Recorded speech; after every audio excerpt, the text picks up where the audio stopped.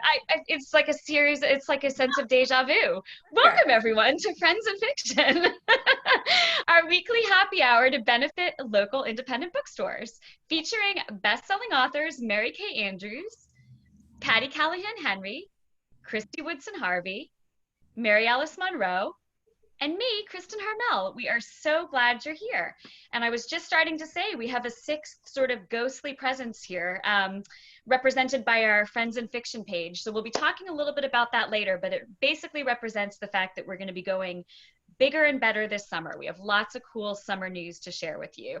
So since April, we have been meeting on Facebook Live every Wednesday night to talk about books and writing, to chat with you and each other, and to answer your questions, all in the name of reminding you to support local booksellers. Today, we'll be telling you a bit about our books, and we'll also be telling you what to expect from our summer schedule, which is kind of a book tour in your living room. And of course, each week we tell you all about one of our favorite independent booksellers. And tonight, it's my turn to tell you about Book People, the largest independent bookseller in Texas.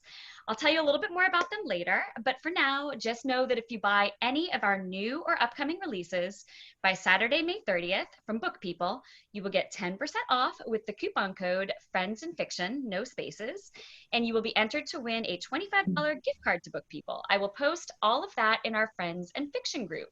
And speaking of our Friends in Fiction group, if you were catching us elsewhere, for example, on Mary Kay's page or Patty's page or wherever else we are appearing, if you want to ask us questions live, the place to go is the Friends in Fiction group. You can search for it on Facebook. That's where we'll answer all your questions. We interact with you all week, and it's just a whole lot of fun. It's where all the cool kids are, I have to say. Speaking of the cool kids, I mean, and look how good I am with these segues tonight. We have two super cool kids among us tonight. Mary Alice Monroe, who's On Ocean Boulevard, just debuted on the New York Times bestseller list. And yay! Thank you. And Mary Kay Andrews, whose book, Hello Summer, is back on the New York Times bestseller list. So we are thrilled. We just, it's amazing. And we are so happy for them. And we'll be talking more about that. That's for you, Kathy. And for you, Mary. Yeah, cheers. Yeah, Ooh, cheers. my wine. I've got to get my wine glass. Thank you, Hold on. I hope everybody, are you all toasting us too? Because we don't want to drink alone. It makes us look like alcoholics. Exactly. Here's to all of us. Yes, everyone out there, raise a glass to our two New York Times best-selling authors. This is amazing. And to all of you who went and bought books, all of our books, any books. If you're buying books, especially from indies, we're toasting you. Yes, thank you. We have such gratitude to all of you, and especially those of you who have been joining us here week after week. We know you're all supporting us. We've all received just the loveliest notes from you. A lot of you have invited your friends to join the Friends in Fiction group, and it's great. We just love sharing our love of reading, our love of writing, and we love that you're sharing it back with us. So thank you for that. So with that in mind, before we get rolling, I wanted to tell you all something really exciting. So we had initially said that starting next week, June 3rd, we would be going twice a month instead of weekly throughout the summer. A lot of you wrote to us and expressed disappointment about that. And guess what? We listened and realized we were kind of disappointed too. It seemed like the right decision back in April when we started out, but we were just having too much fun. And so I am happy to announce that we have changed our minds and we will be with you every Wednesday night through at least the first week of September. And even after that, we have no plans to go anywhere. I can't guarantee we're going to be weekly, but you guys are stuck with us. You're going to be having Friends in Fiction in your life for a long time. And we have lots of fun in store for you this summer. I know we've teased a little bit of it. We talked a little bit about it last week, but we'll be telling you all about that in our amazing lineup of guests that we have confirmed so far later in tonight's show. But for now, again, join the Friends in Fiction Facebook group if you haven't, and invite your book-loving friends to do the same. The more the merrier, and we promise we will continue to interact with all of you on there. So without further ado, let's get started by catching up with these ladies and seeing what everyone else has been up to other than dominating the New York Times bestseller list. Well, I will say it's a heck of a list. I mean, it is, the books that are out this summer are amazing. So I am so thrilled. And again, like Kathy said, or Mary Kay said, we're so delighted to that you got us there. And it is all of you. So thank you, really, truly. And I spent the day either, tropical storm Bertha. Are y'all getting affected by that water? Yeah. Charleston's getting clobbered and it's coming up into the mountains. So there's a lot of water today. So I think we're all just, I put a lot of food in because it's dumping rain. Last week there were people riding boats and, canoes down King Street in Charleston. And so it's wet out there. What about you where you are? It's rained here all day, which is par for the course when you're trying to do an outdoor project. Yeah, of course. But your lovely your new addition's done, isn't it? I saw pictures. It's gorgeous. Now we're trying to build a patio, so. Oh, that's awesome. Yeah. You can't build the patio when we're having a drought, Kathy. You have to build it when we get the monsoon. Yeah, exactly. So you're not talking Tybee. You're at Squirrel Hollow. Yeah, we're still at Squirrel Hollow in Atlanta. Okay. I returned back to Birmingham. I see your bookshelf. Yeah, back in my office. Back trying to, I don't know about y'all, but sometime in the last week or so, I feel like I'm emerging back into having, ideas and sitting back at the desk and getting things organized and like pulling out my bullet journal and making lists. And all of a sudden it feels like, okay, we can do this and get back on the horse. So I'm back in Birmingham and back at my desk, and I'm thrilled. And I woke up this morning, I was like, it's Wednesday. I get to see everyone. Yeah. I did too. Yeah. I did too. Well, that's why when I knew I'd be celebrating or crying together with you tonight. Either way, you knew you were bringing wine. But I knew I would be with you, and I thank you, girls, for having my back. Yeah. We should explain to everybody that the way the book business works is thank you. Yes. New release books are published on Tuesday, and then the way you get on the big list, which is the New York Times list, it isn't the number of books, it's velocity. So it's the number of books in the space of a week at stores that report sales to the New York Times. So if you're buying the book at Kroger, the Times doesn't care. If you're buying it at any bookstore, they care. Target, Walmart, Costco, Sam's Club, of course, indie bookstores and Amazon. So all those sales figures get reported to the Times. And around 5 o'clock on Wednesdays, if you have some hope or expectation that you'll make the list, you do one of two things. You hang out by the phone or you act like you don't care. Which is a lie, but you pretend. So when Feels Like Falling came out, my agent, I was like working out, it was Tuesday, and she texted me and was like, I am refreshing my screen every 2 minutes to look at the USA Today list because we were hoping I was going to make it, which I did. So yay, it was my first time. And I was like, oh my God, wait, what? It's Tuesday, what? And I was like, oh my gosh, I'm wrong. They must get it a day early. So for an hour, I'm freaking out. And then she calls me and she calls me and I'm like, okay, either I made her it. And she was like, Kristy, it's Tuesday. It's Tuesday. And I was like, I have been sitting here for an hour, in a knot. So thank you for this. You know what? That just defines COVID time. Yes. What time? What day is it? I don't know what day it is. It's the wrong day. Yeah. But let me say this to readers who, Kathy, I never know. Kathy Trocheck, Mary Kay Andrews. I don't know. I know. Yes.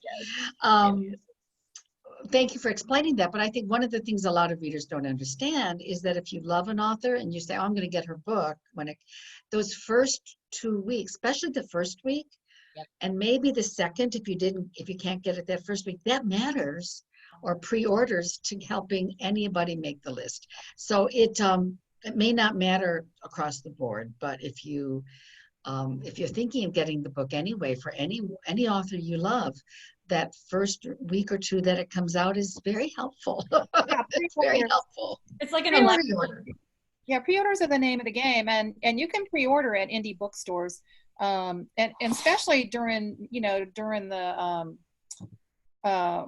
COVID-19, a lot of people assumed that booksellers were not open, and a lot of them weren't. They didn't have the physical stores open, but they've been doing tremendous amounts of mail orders, deliveries, everything they can do. And so they are there no matter where you are.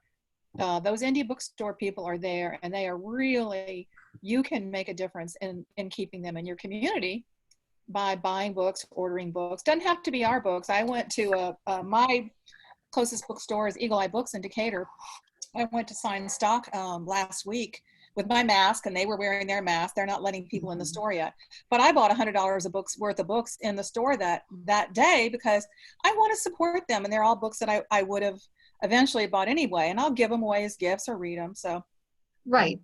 And the other thing is this year in particular, independent bookstores have been getting the books earlier and getting them out earlier than Amazon, because Amazon has been pushing really hard for essential services during COVID. And I have to, my hands off to all the indies who have really made the effort to get those books in and out to you as soon as possible.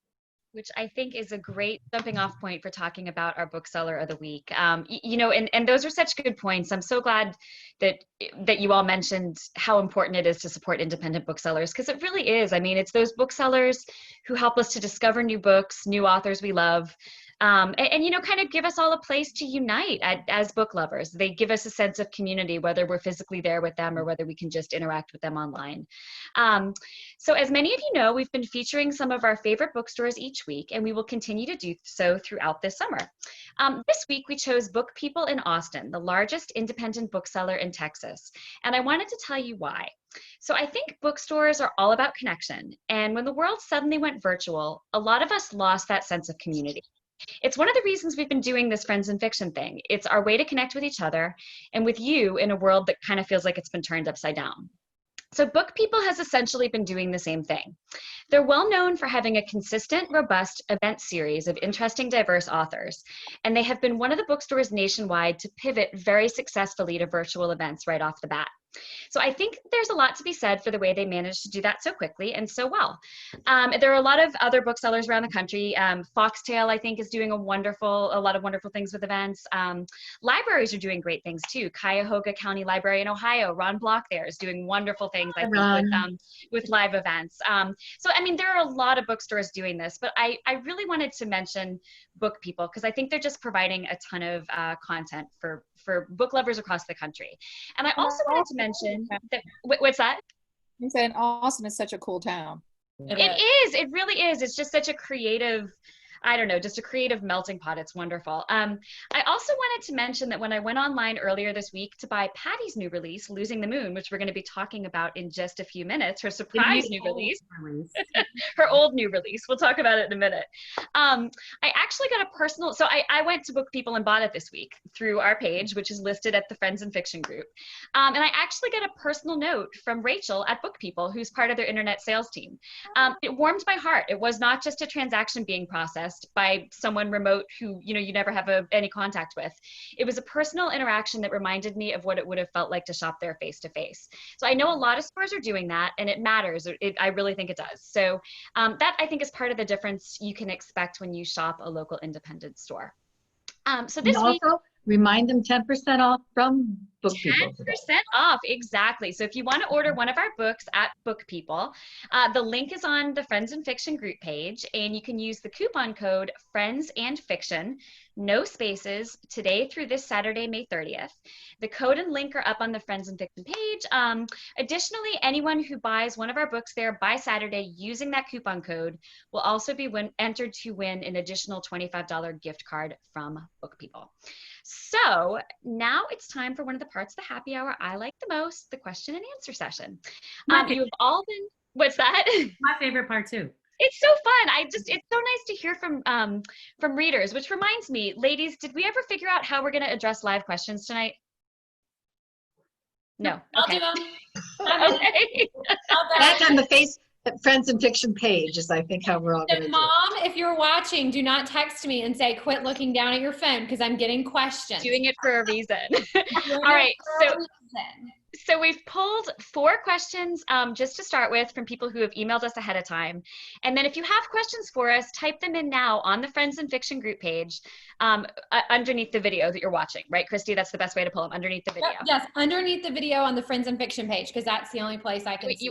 Right. So we can't see, we're not going to see your questions if you're asking them on Mary Kay's page, on Patty's page, anybody else's.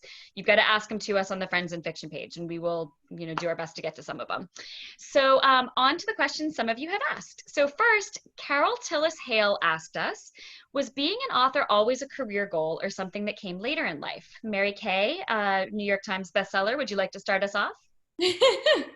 Well, when I was a young kid, before anybody told me girls can't do stuff, before I got that message, I thought I'm going to grow up and write stories and write books.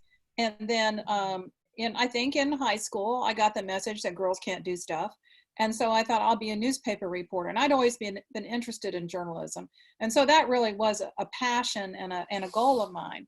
So I was always going to be a writer. And I think it was only until, not until late in my journalism career, when I got beat down by editors and politics and all that stuff, that I decided, I wonder if I could do this. I don't believe girls can't do stuff anymore. I'm not listening to anybody tell me I can't do anything anymore.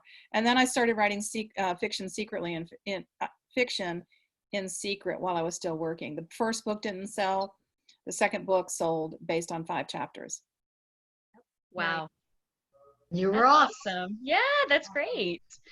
All right. So Nancy Mainers asks, do you write better at home or do you write better in a getaway location? Would our other fabulous New York Times bestselling author of the week like to answer that? I can only. Kristy, we're such losers. I know. No, just because our books aren't new, you guys, our time is coming. Yeah, your time is coming. Anyway, at home. I could never, I'm always amazed when I read about J.K. Rowling and our friend Diane Chamberlain too.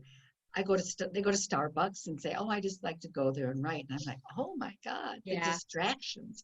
There is no way that I could ever write with those distractions. I have to be like Captain Kirk in my, I'm surrounded. I always have a desk that's like a half shoe. But shoe horse. What do you call it? The horseshoe. Thank you. Horse. You're welcome. You don't have to know words. You're on the New York Times bestseller list. I won't. When I'm in the zone, they just come. So at any rate, speaking of the zone, when you're alone, I don't know. You probably feel the same. I let go. Yeah. And it's a scary thing to let go. And when you do, I need to feel safe. So I'm always in my office, surrounded by my books with the door closed.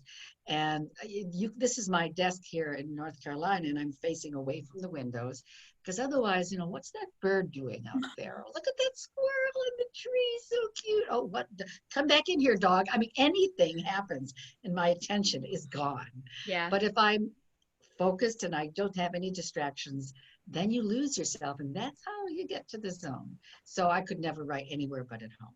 But I will add this little extra bit.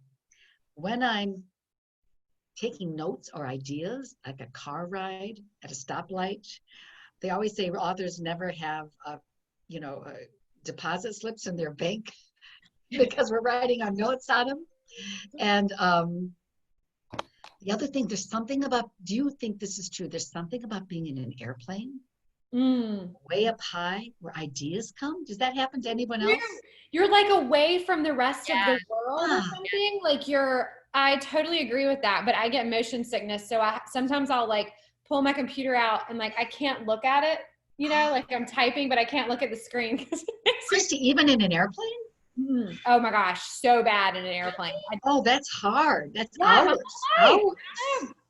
I've like tried everything. I mean, I can wear like a patch, but it's not worth being like super woozy if you're on like a 2-hour flight, because I'm fine as long as I'm not reading. Yeah. Yeah. Really? I know. You know what I can do on the plane, even though typing might make me car sick, seasick, motion sick? Yeah. Write by hand. I can do that with the plane. That I can do. Actually, typing, Patty, that's right. Yeah. See, when I don't use a computer, I write. can't read it later. So it's like I just am scrawling like illegible things to myself that I later have to figure out, like, what did I mean? That doesn't make any sense.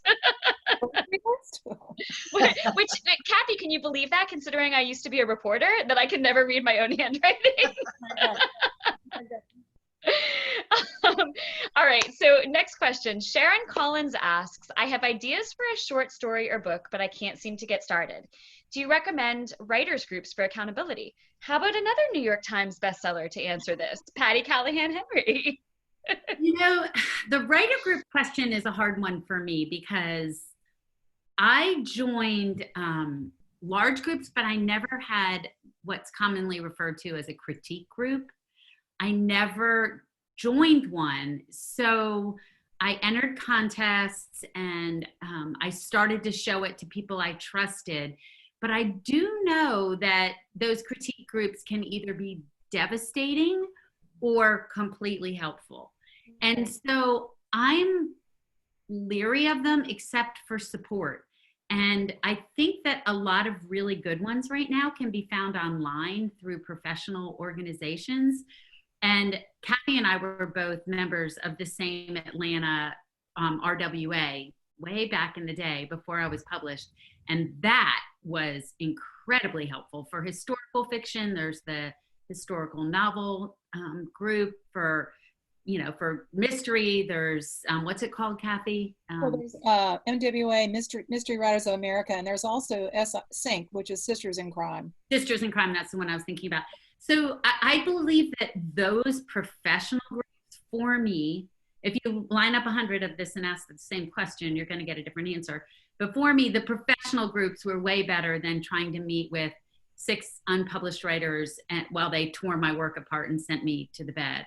So I know there's a lot of people, I have a lot of pals who have critique groups and they're all professional writers, and that's really helpful. But I'm really getting nervous about, you know, 6 new writers getting together to rip each other's work apart. But there are some really amazing professional organizations out there that support writers, that give you information, that have yearly conferences, except for 2020, just scratch 2020. I mean, the Historical Novel Society was supposed to be in Australia this year. Not that I was going, but yeah, so there's, that's my short answer. Networking. Yeah. You know, and I'll also say, Sharon specifically, you know, she mentioned accountability. And when I was writing my first novel, I didn't belong to any writers groups or anything like this. And this was a million years ago. This was back in like 2003. And I didn't know what to do. So I asked a few friends of mine who were readers, who I knew were not aspiring writers at all. So there would be no sense of them trying to like imprint their writing style on my books. And I just said, hey, I feel silly saying this to you. I'm trying to write a first novel. Could I send you a chapter every couple weeks, just so I have someone to sort of be accountable to? And that kind of kept me going through my first draft. It really did, because I felt like, okay, I have an audience of 3 people.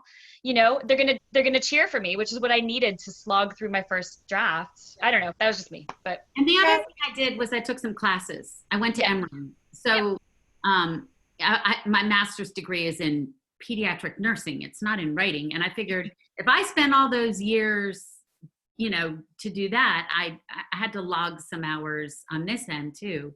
So I did. I signed up for classes at Emory, and I took writing classes and had accountability. And then I tracked down people like Mary Kay Andrews and said, will you go out to lunch with me? And she said yes. I started writing fiction in secret when I was still a newspaper reporter, and there were a group of 4 or 5 of us that were all working in the newsroom.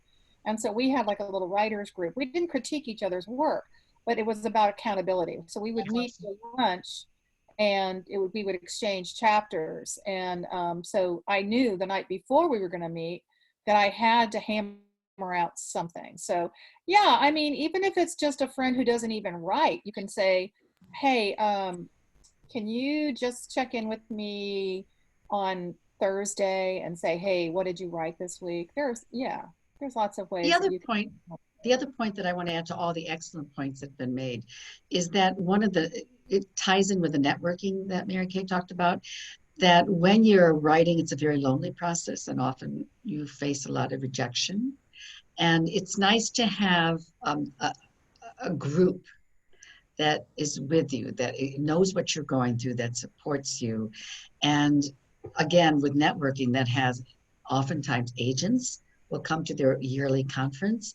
And that's a whole nother discussion we can have one day, but just seeing an agent, listening to agents, makes you, writing a novel is A, publishing is B, and that nice professional group helps you with both. Yeah, good point. All right, perfect.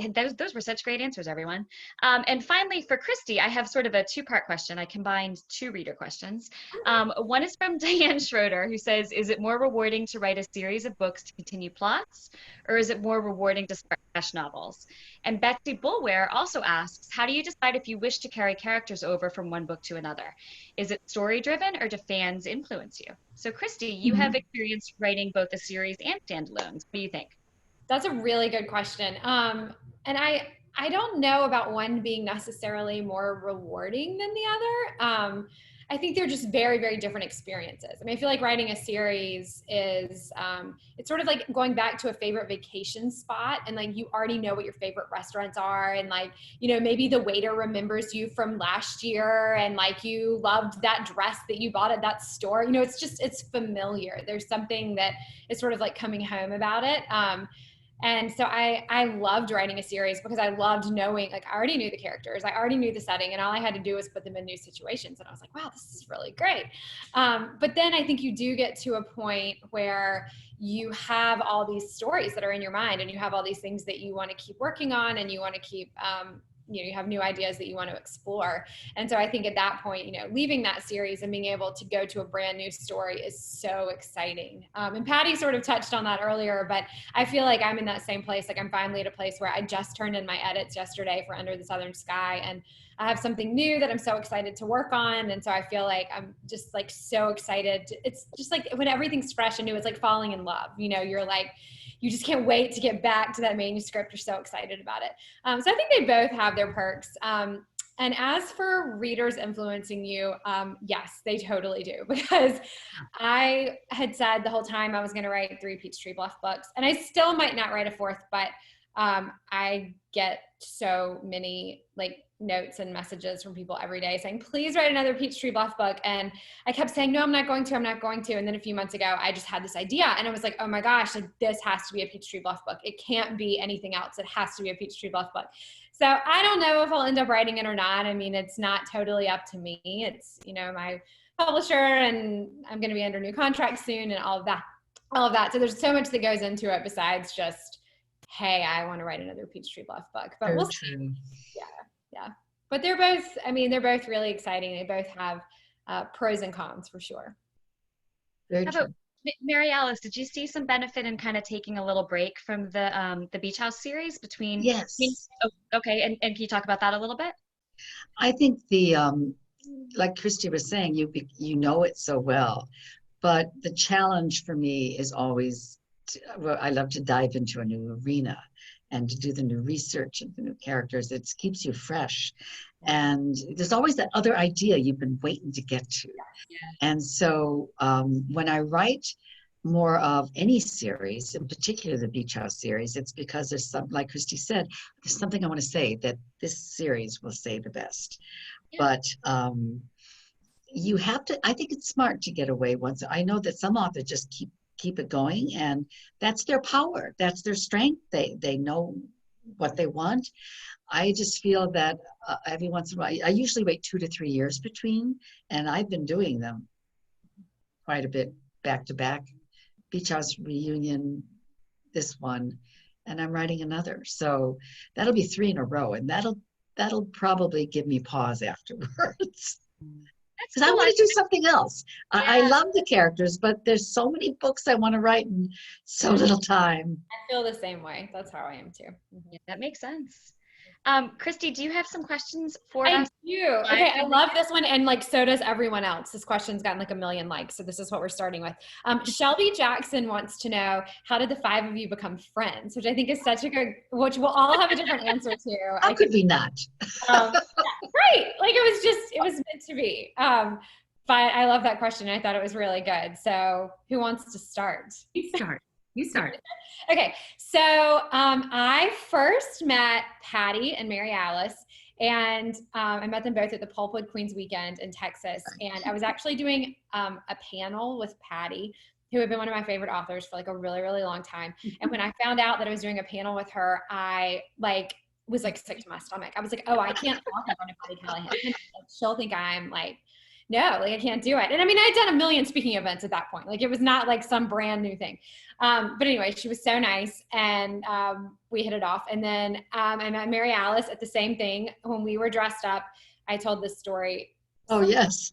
Here. We were dressed up as Tinkerbell and Wendy from Peter Pan. So Oh, yes. Thought, like, oh, yes. that's meant to be. I mean, you know you're going to be friends when you're both dressed up as characters from Peter Pan. Kristin, I actually met in Orlando when I was doing an event there, and we had brunch together, and it was really fun. And then we sort of kept in touch, and then we got to hang out for a long time in California, so that's really fun. And then I met Mary Kay at the Decatur Book Festival, and she was there promoting her cookbook, so it was a few years ago, and I was like super nervous to meet her too. We're so scary. So scary. Y'all are so scary. So scary. And I was like waiting around in the green room because I didn't want to like, and so I went over and I was like, hi, I'm a really big fan. I'm Kristy Harvey and I write books. And she was like, I know you are. And I was like, what? That's lovely. That was a nice answer. I was like, she's just saying that to be nice. Although it was like my fourth book or something. I don't know. It wasn't like it was my like first day as an author or something. But anyway, that was really exciting. And we had a really nice chat about editors. And I don't even know how we got on that, but I was having this like question about my editor, and she like told me this great story about her. So yeah, so that's how I met all of these lovely ladies. And then why don't you tell us, Mary Kay, how this got started? It got started because all of us had I think we all had spring, summer releases. And so, the only thing authors love to do better than writing is bitching about writing. Releases. I think we were emailing back and forth or texting. We were terrified. Yeah. What was happening? Yeah. We said, how are we going to do this? And I said, well, I signed up for a professional Zoom account. Why don't we do a Friday happy hour, wine and WHINE. Wine. And so that's what we did. And we sort of talked about the challenges, bookstores, not knowing whether the bookstores would be open, not knowing if our books would actually get out of warehouses. Yeah. Because Patti and Kristy in particular face that challenge. So we, I think one thing women do really well is we band together. It's sort of like PTA bake sales on steroids. And it's so good for us to hear how you're doing and not feel alone. I think we know how to work together. I think all of us realize that a rising tide floats all boats. Yeah. And so we got together and talked about what we could do, what the options were, what our publishers were saying. And then probably Kristin or Kristy said, hey, why don't we try doing a Zoom with our fans? And so that's how it all started. And the motivating force for all of us was we knew our books weren't getting out there, but we really knew the booksellers were in the biggest trouble because they were closing their doors. And all of us wanted to somehow in our own way support an independent bookseller. And we felt that's where this really came from. Let's connect with booksellers for our books and celebrate them and encourage people to not go elsewhere, just to go to their local independent favorite bookseller. And by introducing booksellers every week, we give them a chance to be known to you. And it gives them, I think, a financial boost, but it also, I think, gives them a heart to keep going in this tough time. Well, and I think we owe a thank you to all of you out there for the support you've shown to your own stores, but also to the stores we've mentioned to you. I mean, I think tell me if I'm wrong here, but I think each of us has received really positive feedback from the stores we've we've worked with each week. So how we've kind of done this is each of us so far has chosen a different store and been sort of the contact person for that store. And I think after each of these, we've gotten really nice notes from most of the booksellers saying that they were really happy with how it went, that, you know, that it was helpful or they get to connect with a lot of you. And so thank you from the bottom of our hearts for supporting the stores that mean something to us, and just for keeping these stores alive. And as Mary Alice said, keeping them encouraged that there are still people out there to buy their books, and that there's a way forward. I mean, I think this is really important. And while I'm saying thank yous, I also have to say I was kind of the newer one in this group. I knew Kristy, I knew Mary Alice, but I didn't know Mary Kay and Patti yet when we had that first chat. And you all, I mean, you, even though you didn't really know me that well, welcomed me with open arms. And Mary Alice, you were the one who kind of invited me into that fold. So thank you, all of you. I'm just so happy to be a part of the group. Well, we are so grateful you're here. She organizes us. It's like herding cats out there, I'll tell you. I'm little, but I'm mean. I do it all with a smile, so you don't know you're being bullied by me, right? I'm just kidding. No, you're always cheerful when you stick the pin in. We're doing no, I was just kidding, Chris. Wait, I didn't hear what you said. What did you say? Cheerful. I said you're always cheerful when you tell us that we're doing it wrong. No, I'm just kidding. I'm like, no, you guys are so cute, but no, I'm just joking. I don't say that. Totally kidding. You're so precious and you're so fucking wrong. Yeah. Yeah, the old Southern, oh, bless your heart, right? Bless your heart. But we're not doing it that way. So what I think is fascinating about that question is that we didn't all meet at the same time. No. So, I met Kathy, Mary Kay Andrews, 18 years ago? Maybe. Or so. And then, our husbands worked together. And then I met her at a Christmas party before I'd even finished my first book, like 18, 19 years ago. And then I met Mary Alice after I'd published, and met Kristy at Pulpwood. You showed up on my front door. Yes, I did. That's how we met. With a suitcase. With a suitcase. Hi, I'm spending the night. I'm Patti Callahan Henry. I was excited. I think we talked all night long. I knew then, Patti. I knew. That's funny. Mary Alice, that's how I met Christina McMorris. No we were all kidding. staying with her. Yep, just she That invited me night? to stay. You mean just last year? Yeah, November, what month was it? January? January, yeah, yes. Isn't that crazy? Oh, wow, she's great. I'm so excited when she comes to join us. Yes. Don't you all feel like Pulpwood Queens, spending the night together is like a vivid dream of another life? Something that happens. We sat on a floor and like passed around bottles of champagne and sang show tunes for like hours. That was another life. I don't even know. Like, what?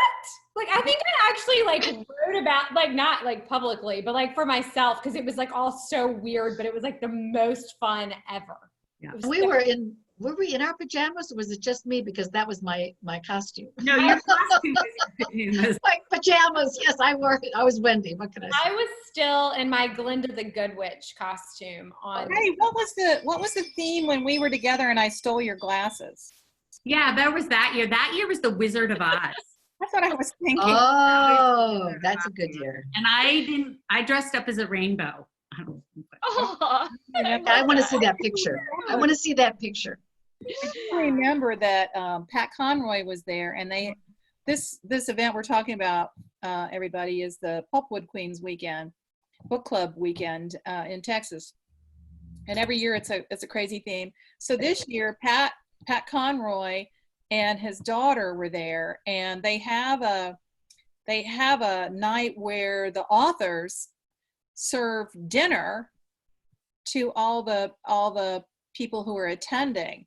And so I've got a great picture of all of us and Pat dressed up in an apron, and Pat Conroy being Pat Conroy, slopping food on people's plates. And then Patty, then I accidentally stole Patty's glasses, and she couldn't see. I couldn't see. And we were announcing from the front of the room, does anybody have, and I'm like, does anybody, no. like hours later, Kathy. You look like Mr. Magoo. Does anybody have? Oh, speaking of glasses, I have to tell you, our beloved, we mentioned her earlier, Ann Riversiden's, when she passed, it was very sad. But I don't know if I ever told you this, girls, but they had an auction of her belongings. I have the red glasses. Oh, you bought the red glasses. That's I did. Yes. I got them. I should put them up Wow. on that shelf right behind me for my good omen. what Do are we the have time for one more question? Oh, I'm sorry, Mary Oh, Kay. yeah. You know what, Kristy? I was gonna say, would you mind if we just I would spend all night doing the questions if we could, but well, I was just thinking we have so many things to get to tonight because we want to mention the summer. Is that okay, or was it? Or is Absolutely it? great. And I was just going to say one thing. A couple of people have told me that Feels Like Falling is out of stock at Book People. Meredith said she ordered it somewhere else at another independent bookstore. Thank you, Meredith. But I will just say one of our bookstores from earlier in the summer is still offering 10% off on Feels Like Falling. So I'll just drop that link in the Friends of Fiction page. Well, I also want to say I was looking at the Book People site earlier. A lot of them are listed as, I don't think they're out of stock. I think maybe they are. Maybe it changed from the last time I looked at it. But a lot of them say not on hand, which just means they don't physically have it in the store. But it might ship from their warehouse in like a day or two. So as long as it says it will ship in a few days, it'll ship in a few days. I don't think, I could be wrong, but I don't think it was out of stock there. Got Yeah, it. people can still, by the way, you guys can still post your questions on the Friends and Oh Fiction. yeah, we'll go Yes. visit. We'll Yep, come and- we'll come through and try to answer things. And now that we're going to be going weekly, there's going to be plenty of time to answer questions. I mean, some of these questions have come from comment chains from the past too. So we kind of go into those and look and pull them for future episodes. So we will try to get to all of them. Y'all have such good questions. I know, everyone's asking such great things, and you would think we'd be repeating ourselves by now, but we're not. I mean, for the most part, I feel like it's all really new, good stuff. So moving on a little bit, and again, I hate to leave the question and answer behind, but we've got so much cool stuff to tell you. So first of all, I wanted to tell you all, when we started Friends in Fiction, 4 of the 5 of us still had upcoming releases to go. And most of you know that 3 of those have already come out. Kristy's Feels Like Falling, Mary Kay's Hello Summer, and Mary Alice's On Ocean Boulevard. And I still have my new book coming out on July 21st, the Book of Lost Names. But we all thought that Patti's newest release was behind her, the paperback of Becoming Mrs. Lewis, which had just come out March 24th. Well, guess what? Patti apparently didn't want to be outdone. So Berkeley, her publisher, has Berkeley, right? Yep. Has repackaged and released one of Patti's older books, Losing the Moon. And Book People has it this week for just $9.99. Plus, you get that 10% off if you order from them and use the code Friends in Fiction. It just came out yesterday, actually. Yeah, so which is amazing. So, Patti, do you want to just tell us for a minute or two about Losing the Moon? I will take the littlest bit of time. So No, we want to hear about The it. Moon came out 16 years ago. 16 years ago. If you go to my Facebook Goes page, by fast. I know, man. If you go to my Facebook page or my Instagram, I posted a picture of my first book signing for Losing the Moon, and I'm with my daughter in the picture, and she is now married and has a baby, and I'm a grandma, and yet I look at that picture and it was yesterday, you know, that Losing the Moon came out. And I remember being over the moon about Losing the Moon because I was the first, they called them emerging authors at the Margaret Mitchell House. I felt like every dream I'd ever had come true. My family and friends were there, and I was the first emerging. They'd only had well-established authors. And at the time, it was run by this fabulous woman, and she fell in love with the book, and she started an emerging author program. But Losing the Moon is actually, and Kathy, we have this in common, is it's actually the second book I wrote, but it's the first book that was published. Oh, So yeah. for a lot of you aspiring authors out there, there's this, you know, we can get really bummed out and dejected and lose faith when the first book doesn't get published. But my first book I wrote didn't come out till 4 years later. So Losing the Moon was the second book I wrote. I love the book. Let me just say right there, I love it. And it is actually, of my contemporary novels, it's the book I get the most letters about. It was inspired by a situation that happened when I was at a tailgate. I went to Auburn University, and as you know, it's a huge football school. And I'm ignoring Kathy because she's probably barking at me. I'm sorry, what did you say? Oh, good Lord. And tailgates are a huge thing, you know, for these SEC colleges.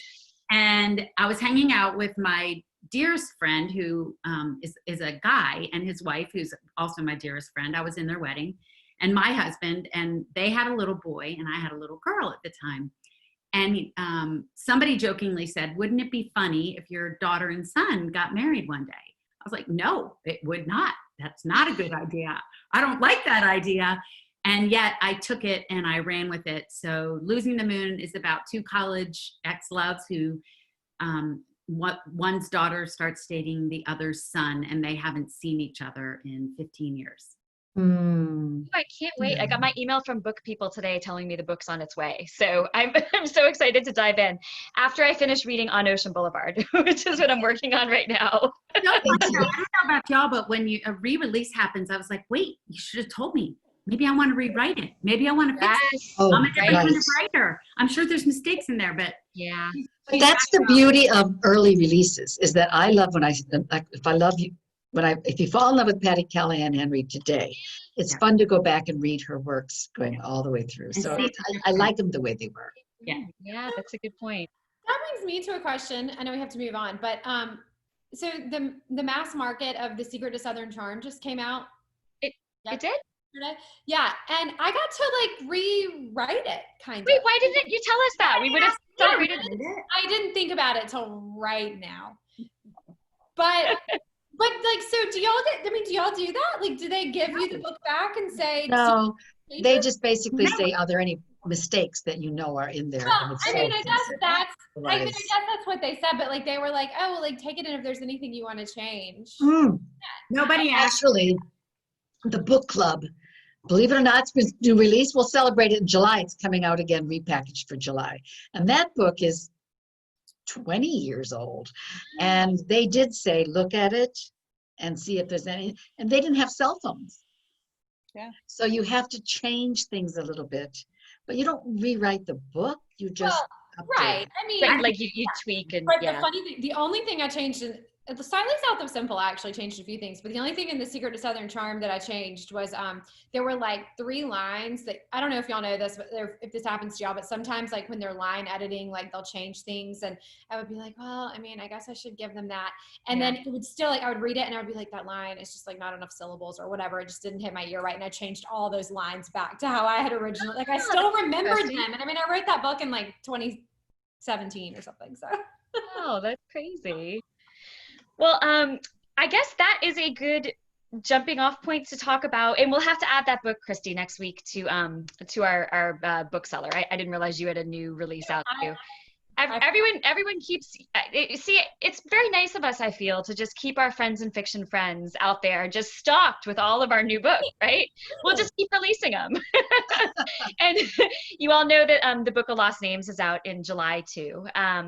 Which is my new release, and People Magazine actually just named it one of their 20 best books of summer today. So I'm excited about that. So yay. And what Kathy was saying, what Mary Kay was saying about how important pre-orders are, y'all go order it now, and then it'll be sitting there for you on pub day, and you can have it. Yeah. And we'll tell you all about it. And actually I have so I'll be talking about it in this summer, but we're going to have a super special surprise for you in the episode where we talk about the Book of Lost Names. I'm just going to leave it at that. When are we going to tell everyone? We're going to tell people now, some of our guests, I think. So let me talk about our summer schedule a little bit, because I know we are running kind of late on time. So let me see. All right. So this summer, we are going to be launching a podcast companion to this Facebook Live, and that's the mysterious Sean in the corner, who's helping produce our podcast and this Facebook Live. So you might be seeing a lot of the mysterious faceless Sean represented by a graphic, but we're going to be doing that. We're going to be launching a website, and perhaps most excitingly, we have a full schedule of amazing guests. We have Kristin Harmel coming next week, which I am so excited about. We love her. We love you, Kristin. So of course she wrote The Nightingale and The Great Alone. I know you all have read her. She is incredible. So that's next week, June 3rd.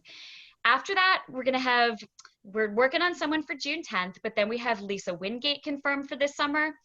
We have Delia Owens confirmed for this summer, which is amazing. She wrote, of course, Where the Crawdads Sing. We have Karen Slaughter and Debbie Macomber. Maycomer. Sorry. I'm so bad. Everyone calls me Harmel, whatever. It doesn't, whoever we are. But yes, that's going to be amazing. We also have Christina McMorris and Ellen Hildebrand coming in August. Wonderful. We're adding more guests as we go. We have a few others that we're about to confirm. So stay tuned. Make sure you're on our Friends in Fiction Facebook page. We'll be posting schedules and updates there. But absolutely join us next week for Kristin Hannah, 7 o'clock on the Friends in Fiction Facebook group page, and you'll be able to ask her your questions live, which I think is so cool. So we're going to wrap this up in just a minute, but we don't want to leave you without kind of doing our things we love to share with you. So Patti, do you have a writing tip you'd like to share with us this week? Sure. So I feel like our writing tip was talking about all the groups and stuff. Actually, we did kind of do that, didn't we? I shouldn't have given you that question and then also I have plenty of tips. Who knows if the tips work? So the last time we did this, my tip was about knowing what your character wanted and really knowing what your character wanted and why they wanted it. So I thought it might be fun to give one of the little cheats I use to find out what your character really wants. And that cheat is called the Enneagram. Do y'all know the Enneagram? Nobody? I've never done that. Do you know what the Enneagram is? Yes. So if you know what the Enneagram is, you probably know your number, right? So the Enneagram, if you haven't heard of it, if you have heard of it, you probably know what number you are. But there are 9 types, and each type has a want and a fear and a desire. And each type has levels of personality, meaning when things are going well or when you're disintegrating, when you're your best self or when you're not your best self. And it's a complicated tool, and some people spend their whole life studying it. And there are classes you can take, but if you want to use it for your characters and you just want to study the one type that they are, it can really help guide you. It's like a little cheat sheet. So the 9 types are the reformer, the helper, the achiever, the individualist, the investigator, the loyalist, the enthusiast, the challenger, and the peacemaker. And of course, it's so much more complicated than a single term. And the Enneagram is really ancient. It came from the Desert Fathers and was forever just a oral tradition, kind of like Irish storytelling, but you can use it to your advantage. So for example, if you've decided that your character is a 9, a peacemaker, now you know that your character is driven by a need to be settled and in harmony with the world, that your character's basic fear is loss and separation, that the basic desire is peace of mind, and so much more. I could get into it for hours. I am fascinated by the Enneagram. I am fascinated by its ability to kind of nail what each type's desire and want and fear is. And so that's a little cheat I have. Usually about 1/3 of the way into my book, I'll try to nail down what my character is so that I can look it up. I have a book about the Enneagram that's like this deck, and look it up and go, oh, you know what? She'd be really scared of that, so let's use it. That's awesome. Patti, could you post the name of that or a link or something on the Friends in Fiction Facebook group? That's awesome. What a great tip. I haven't thought about that in a long time. Yeah, I'll take it too. That's awesome, Patti. Thank you. Great tip. Mary Alice. It's really good to know what type you are, just as a writer. Yeah, that's a good point. Yeah. Cool. Thank you. Thank you, Patti. That was awesome. Mary Alice, would you like to tell us about a debut author you love? Yes, thank you. This one is an author I don't know personally, but the book has really caught my attention. It's called How to Bury Your Brother by Lindsey Rogers Cook. And it's one of the dysfunctional Southern families, which I always love to read about. And in this one, it's a sister who explores her brother dies, and in the process of going through things and letters and the dark secrets and more memories too, that it's a family exploring their past and learning how to live in the present. And I think Patti knows this book pretty well because she gave a blurb to Lindsey. So yeah, I talked about it briefly in one of our other episodes. So Lindsey is the daughter of my college roommate and my little daughter and my daughter's best friend. So yeah. I just wanted to bring it up because for me it was fresh. Yeah, But you know what, Mary Alice, we might have talked about it the week that you were We at did. your aquarium event. But yeah, Okay. It's a great, I mean, I just love the Great topic book. and I love the subject. And I saw that you blurbed it after I'd chosen it. And I went, oh, this is perfect. I'm so glad you double dipped on that. That's awesome. That's awesome. Yeah. And I've been hearing such good things. Some of our members have actually been posting about it too on the Friends and I'm Fiction. so excited for her. Yeah, she That's works awesome. for the New York Times, and one of the projects she worked on won a Pulitzer recently. That's awesome. Wow, impressive.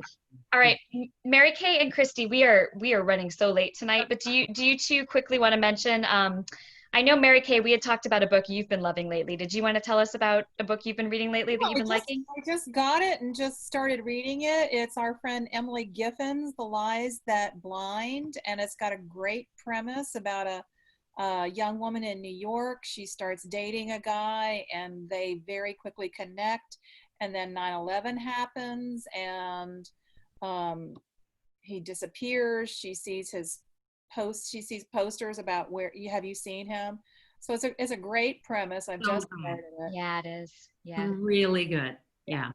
And she's such a good writer. I mean, I just always enjoy her stories, just flow so well, and yeah, they're always enjoyable. I'm glad you mentioned that. It's called The Lies That Blind, and it's Emily Giffen in it, and it comes out next I was going to say, yeah, it's just coming out. So that's good. It's coming Tuesday. Mm-hmm. Yeah, that's awesome. Great. Thanks for mentioning that, Mary Kay. And Kristy, did you have any books you want to mention? Or Happy and You Know It by Laura Hankin. It came out like just a couple weeks ago. It's a fairly new release, and I wrote a blurb for it, and it came out. I mean, I read it a couple of months ago, but I love this book. I'm so excited about it, and it's about this Park Avenue play group and the moms that are part of this Park Avenue play group, and then the sort of struggling musician that's sort of at a low point in her life who basically like takes on a gig as being their like play group musician for the children. And it's one of those books that it's like so good, funny and satirical, but it's also dark and there's like some truth in it too. So I just flew through this book and I loved it. It was a book of the month pick. It was a really great book. My book club's reading it this month. So.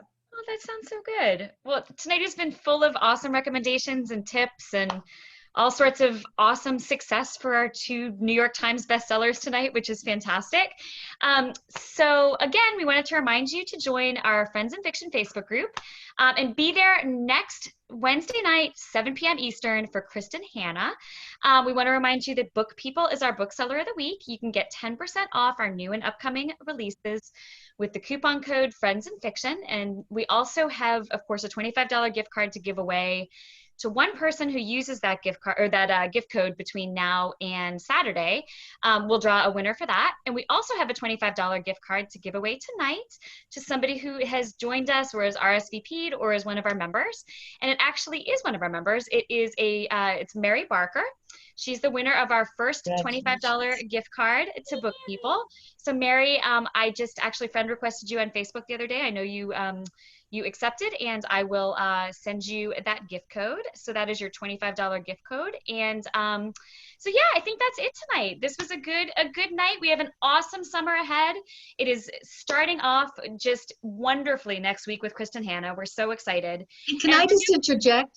I just want to let everyone know we're called Friends in Fiction because these authors, these fabulous, unbelievable lineup is going to be especially great, not only because they're great authors, but we're friends. Yeah. So it's going to make all the better. So do join us.